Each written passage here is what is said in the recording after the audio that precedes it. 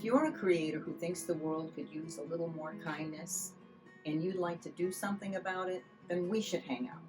In today's video, we are going to make little pieces of art that you can give away to family and friends, but in particular to strangers. In the last 2 years, I've given away well over 1,000 of these little cards, and I can tell you firsthand, small gestures of kindness do make a difference, both to the person receiving the gift as well as to you. If you hang out until the end, I will show you how to scale this concept so that you can use it to promote your creative business or any other kind of business, as well as spreading some goodwill. So let's head over to the table and make some art, okay? Okay, so here we are at my paint table, and the first thing I'd like to show you is what we're going to make. So this is the end product, and this is how it begins. I'm going to take you through some of these samples to show you what I've made. So full disclosure, I completely jacked this idea from my friend Cindy. One day at breakfast, she handed me a bunch of little cards. These are some of them. And I was completely smitten by the idea. I absolutely loved the idea. She's got her little stamp on the back side of it. I literally jacked her idea and I went into full production mode. I went like I do. I went a little wacko bonko. So I have, like I said in the intro, I've given away well over 1,000 of these cards, probably close to 1,500. And I don't think I'm done making them because they're so much fun to make. They're easy and they're awesome. So the first thing I want to show you is just some sheets that I have already made that I haven't gotten around to finishing because I got obsessed with YouTube instead of making giving cards. This particular one was done with watercolor. I don't know how to use watercolor, just so you know. I know how to dip a brush in water, stick it in paint, and draw circles. That's as far as my watercolor experience goes. I splattered some on here. You can't go wrong. You can see these are taped together because I was all ready to start chopping them up before I got the idea to show you guys. This was also done with watercolor. It was done with some gold Sharpie magic markers and some white pens, a little bit of doodling. A lot of work in this, but so much fun, especially while you're listening to conspiracy stuff on YouTube. This is one of my favorite designs. Just plain copy paper, black Sharpie, a little bit of gold Sharpie, and some collage paper, just randomly laid down. This particular one was a little more ambitious because I've been making a lot of these and so I get to experiment a lot with art. And since you're going to chop it up, it doesn't even matter if it's chaos. So these are just pieces of gel prints that I've made, chopped out a circle, saved the chop out, did some doodling. Very, very fun. So that's the plan. We're going to make a sheet today. We're going to chop it up. We're going to put some expressions on it, which I have right here. This is a download that will take you to my website, and you can go to my website and download this. I think there's about 78 expressions. Some of the expressions are sages like Rumi and other real wise men from the 13th century. Some are just expressions that are uplifting. I've done them white print on black, black print on white, so that you can cut them up, glue them down with a glue stick, and have a good time. So that's the plan on that. Okay, the first thing that you are going to need is watercolor paper. Now, I have purchased a ridiculous sum of watercolor paper from Michaels. Why is it taking me so long to get it here? I think I have 10 pads of this because at one time when I started the project, it was 40% off. So I bought a bunch of them. So this is 11 by 15 watercolor paper. I like it because it's inexpensive, although who's inexpensive any longer? Just regular, what is it? 300 GSM, 140-pound watercolor paper, nothing fancy, but it does the job for me, and I don't want to spend a fortune on this. I just want to make art and give it away. By the way, this is the watercolor paper that I have, and I have sized my cards appropriately. I get 16 cards out of this that are, what's the size of these things? My cards are 3 3/4 by 2 3/4. My friend Cindy makes her cards like artist trading cards, which are smaller. They are, what size are hers? Hers are 2.5 by 3.5. So mine are 1/4 of an inch bigger. So watercolor paper, some kind of a ruler. I've got a big 18-inch one because I have, like I said at the beginning, I've gone into production on this and I like a big ruler. Watercolor paper, a ruler, a card to help spread glue and scratch paint. Very junky paintbrushes because I'm tough on them and I don't want to spend money on them. A couple of Sharpie magic markers if you have them. A pencil, we're going to work with acrylic paint today. I've got Nova Color, I've got ultramarine blue, phthalo turquoise, and titanium white. These are pretty close to the color of the watercolor paper that I showed you. This is just a test run to see how they work together, and they are happy. Okay, so that's it for supplies, and let's get making some art. Okay, I've laid down a sheet of newsprint, not because I'm worried about getting my glass dirty. I want to keep the backs of these pages clean. I have a whole bunch of sheets that went out that had a lot of paint staining on the back side, and I like to keep them clean. So I'm going to start out with a little bit of this, not the white. Okay, look at these colors. These are some pretty colors.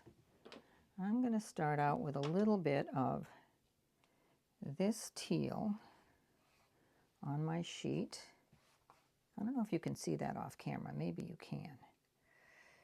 That blue and this very messy white, which I'm just going to stick my brush right into and get it all gummed up. I'm going to start out with this big brush, this big wonky brush. Let me bring this in camera just so you can see what I'm up to here. I'm not doing anything fancy. I'm going to just, I don't have a plan. I'm not going to make circles again. The papers are usually oriented this way for cutting, so I like to keep that in mind. So what I'm basically going to do with this sheet is the simplest possible design that you can think of. I love these wonky brushes. I like to have a lot of water on them.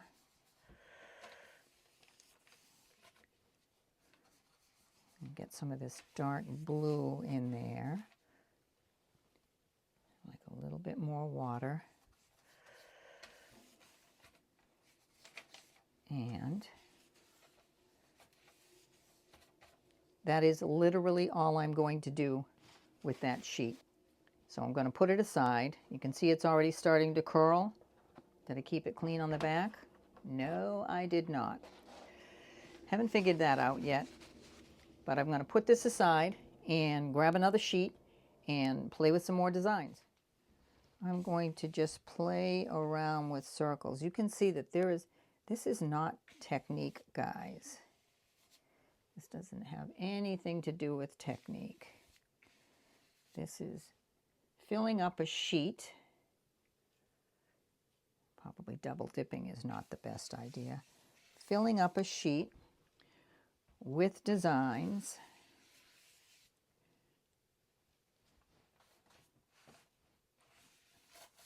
That make you happy. And even if they don't, it doesn't matter, because once you chop these up, it doesn't matter. It does not matter how busy it is. You can save anything.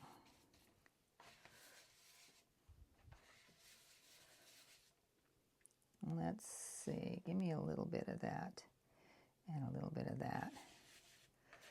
As you can see, no technique, guys. None. Okay, I'm going to set this off and let it dry. I'm going to do essentially the same thing. Get these wet, dig out some colors.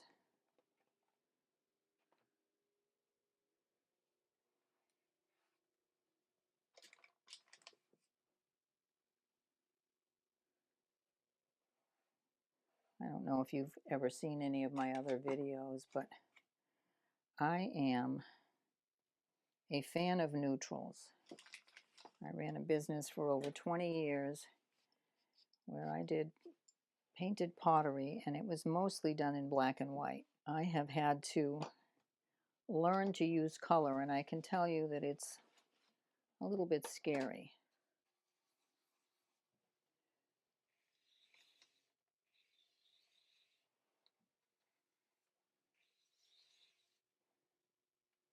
You can see I'm not trying to do something lovely.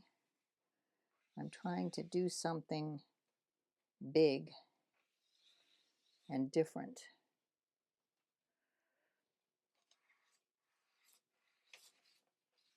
Because literally, once we chop these up, even though it might look like chaos now, something happens when you chop up your art.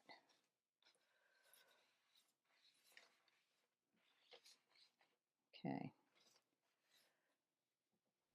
Okay, for this next one, I'm going to start out doing what people call mark making, which is just scribbling all over a sheet. Oftentimes, I prefer the look I get when I use my non-dominant left hand.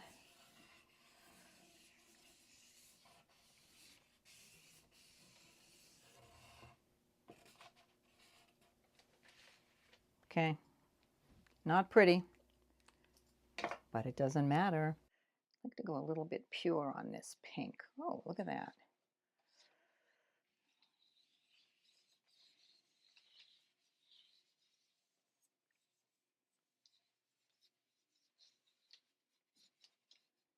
Now I'm going to just see what a little bit of this yellow and that pink. Ooh, ooh, that's a pretty color.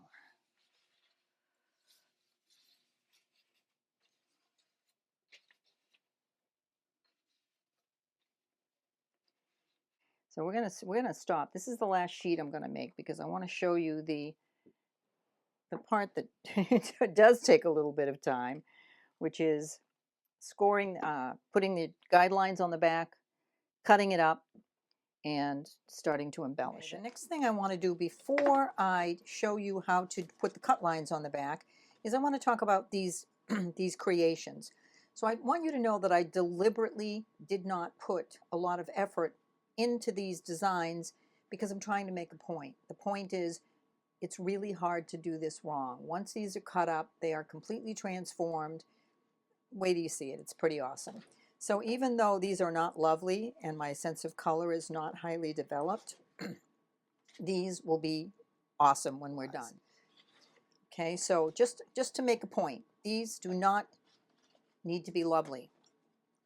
So what I'm going to do now is I'm going to show you how to put the cut lines on the back. And I've developed my own system, and everybody's got their own way of doing things. This is my way. That doesn't mean it's the only way.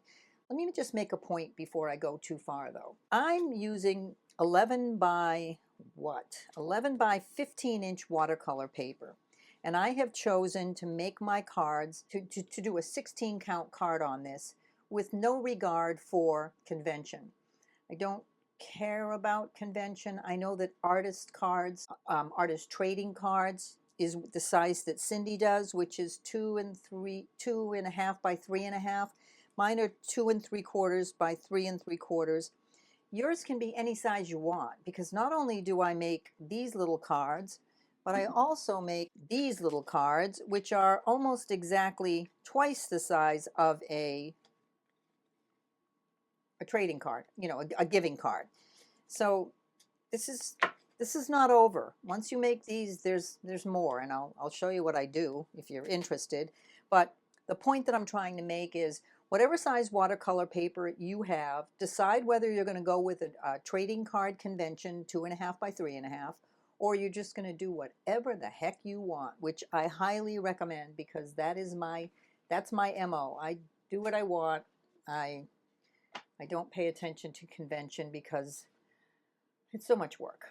So because my standard for me is 11 by 15 watercolor paper, I want to show you how I put my grid lines, my cut lines on the back of this, which is again my convention, and everybody's different.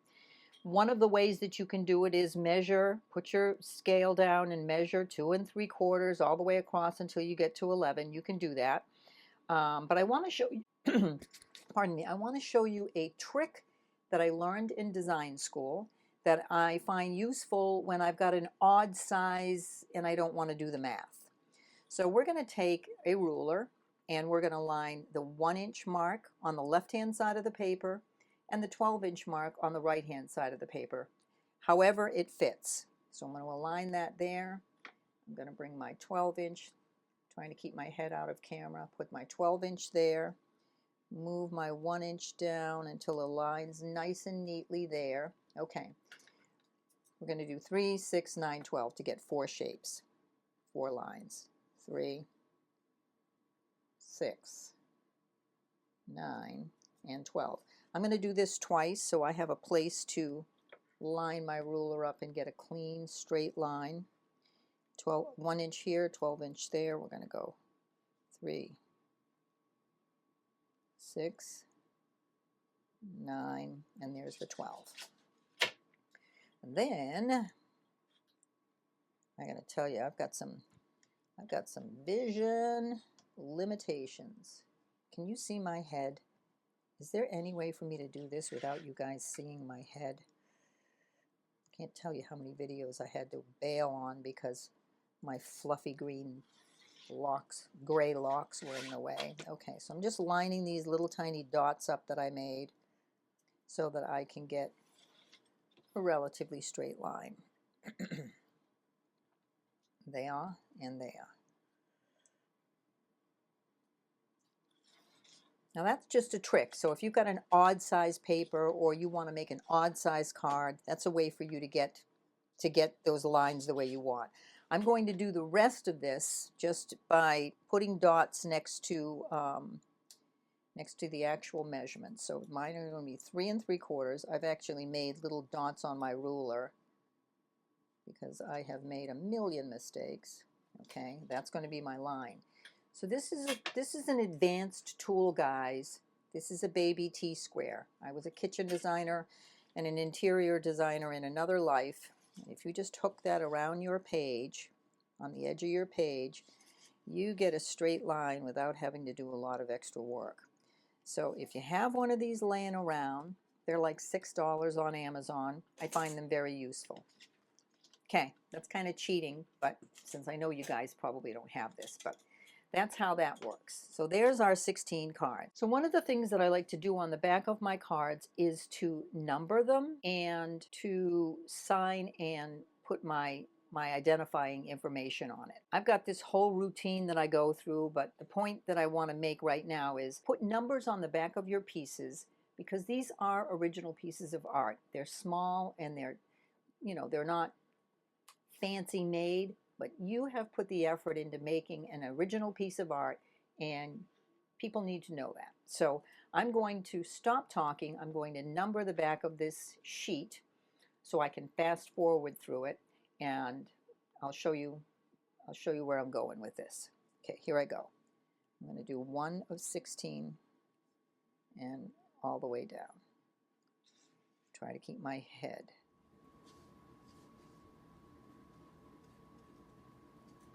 I also have another little number that I like to add to the back of these sheets, and that is the sheet number. And I've been keeping a loose record of how many of these sheets I've given away.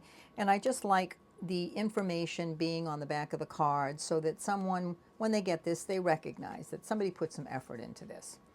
So the last time I made these cards that I still haven't embellished yet, the number was 121. So I'm going to go with 122 on this sheet. And I'm not going to talk through it so I can fast forward.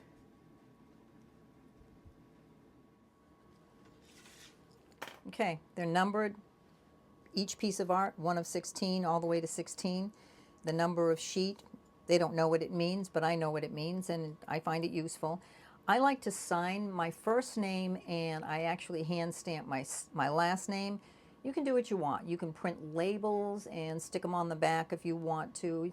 This is your gig, your giveaway, so you can do what you want. But I'm going to sign the back of all of these sheets and I'll be right back.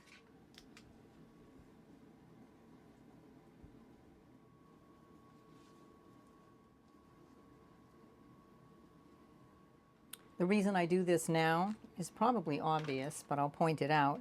It's a lot easier to work with one sheet of paper and do a repetitious thing than individual cards. The next thing is I'm using a paper cutter. You can use an X-Acto knife and a cutting mat. You can use a pair of scissors. You do what you have. I'm going to cut these on my cut lines, and sometimes I do this and find out that I did not measure correctly, but we'll see. We'll see how I did today.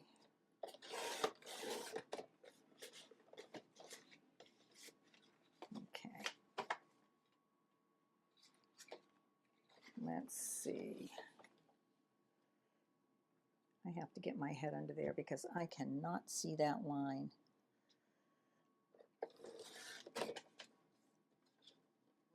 Okay, next up is expressions or sayings. So I think I mentioned early on that I've included with this project a download sheet. I'm going to stick with the white lettering on black because I like it. And I'm just going to randomly grab these. I've set these up in alphabetical order so that if you can find something that you're interested in again. But I'm going to chop these up and I'm going to put them on these cards with a glue stick, which is going to be boring to watch, but BRB.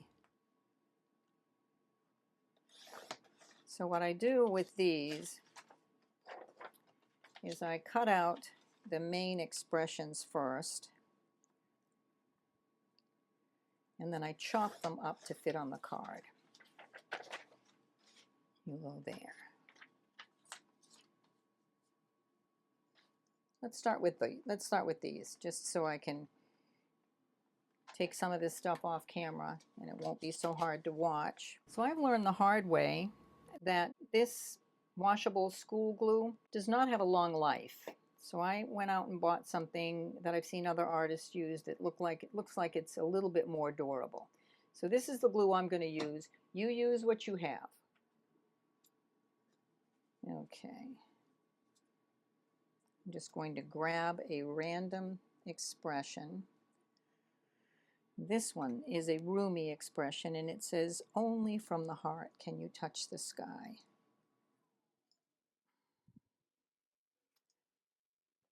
So I'm going to cut it into 2 pieces. This is another thing I do while I'm listening to YouTube videos, because it can be a little bit tedious. So I don't worry about where the glue goes. I worry that the glue goes. I like to use the cover to burnish it down.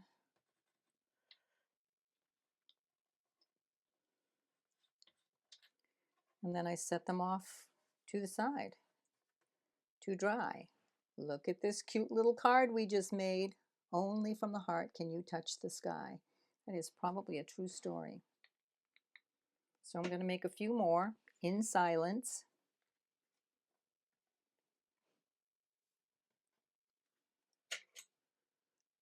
This one says, well, so much for silence, right?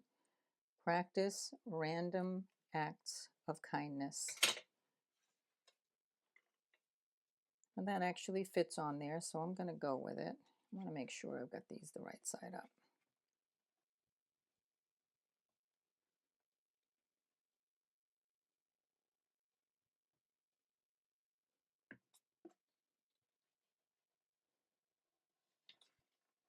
You see how easy this is? You see how cute they are, and we didn't even do anything to them. We didn't even embellish them. We didn't put any white pen or anything on them because it's not necessary, but it is fun. So much easier to pick it up. See beyond the veil. The veil is what people, I don't know who they are, people, spiritualists call the line of demarcation between this side of the life and the other side of the life. Sort of life after death life. So you can see I'm not trying to be careful about where I put my glue. I'm just putting it on, giving it a little burnish.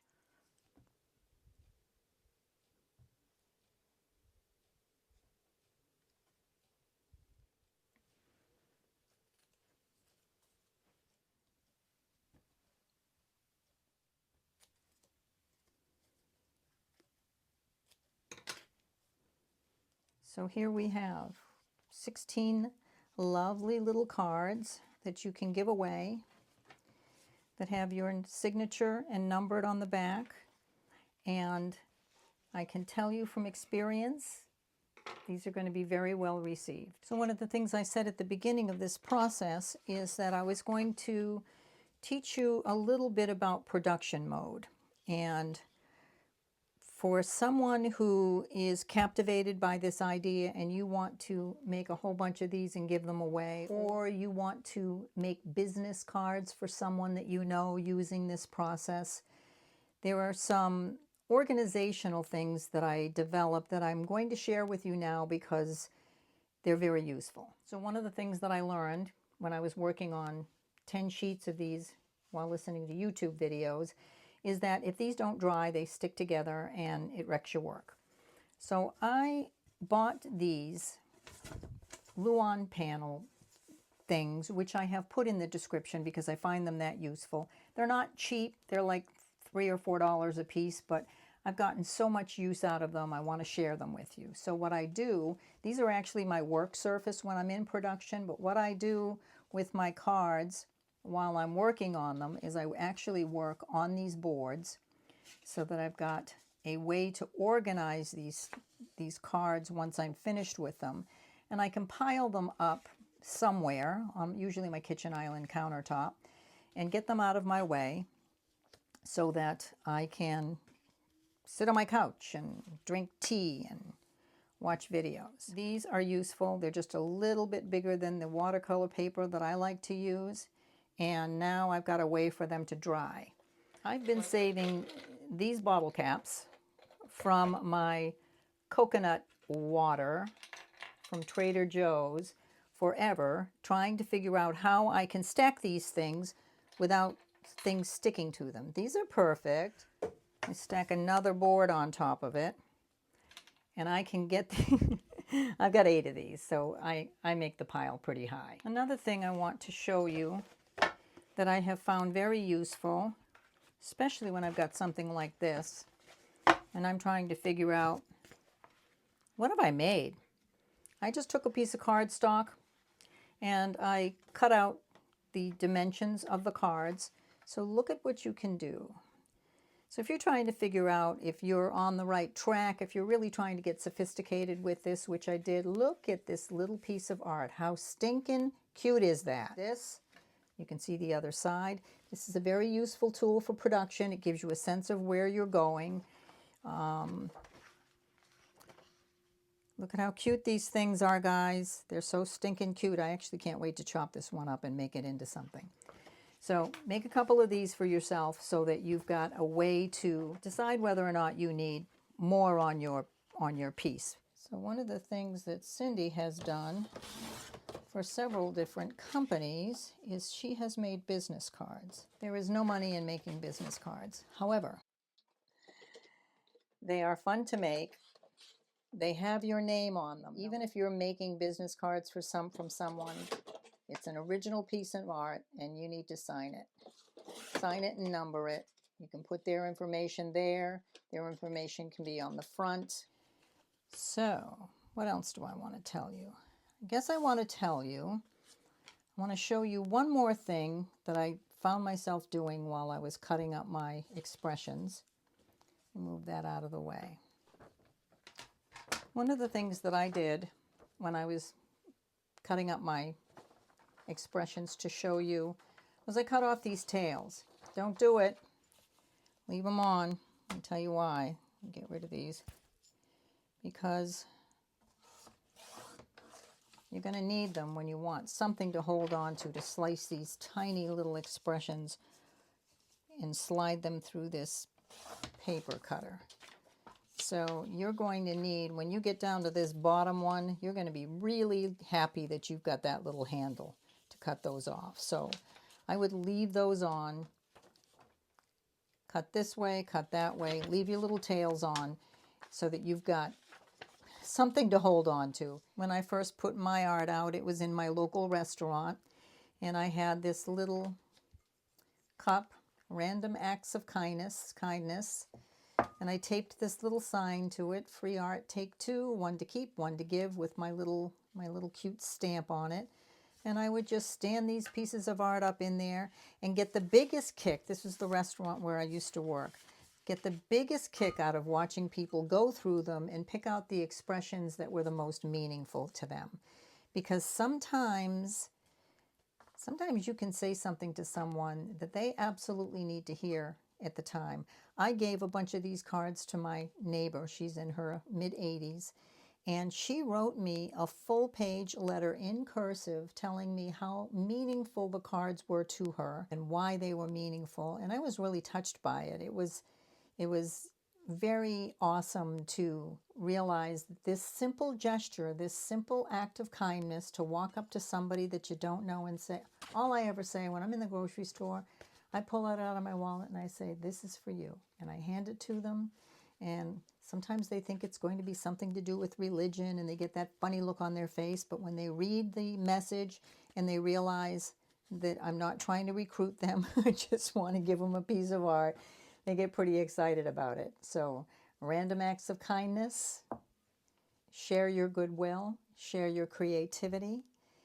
You know, turn it into a business thing if you want to. I don't know that there's no way that you're ever going to be paid properly for it because they are a fair amount of work. So I don't go into it with the mindset of selling. If you can figure out a way to do it and you've got a market for it, then go ahead and do it. My name is Cherie Burlington. I'm an artist and an errant and an angel mom, and I like to make art and give it away because I am so tired of hawking my wares. I want to make someone smile because I know what it feels like when I meet somebody out in the world out there that's supposed to be so horrible, and they make me feel like I've been seen and heard. It's an awesome thing. It was a pleasure showing you my little giving cards, and I would love to hear, if you do this and you give these away, would you please send me a comment and let me know what kind of response you get from people, because I just find that so gratifying. Thank you so much for watching, and I look forward to showing you more art one day. Thanks. Bye.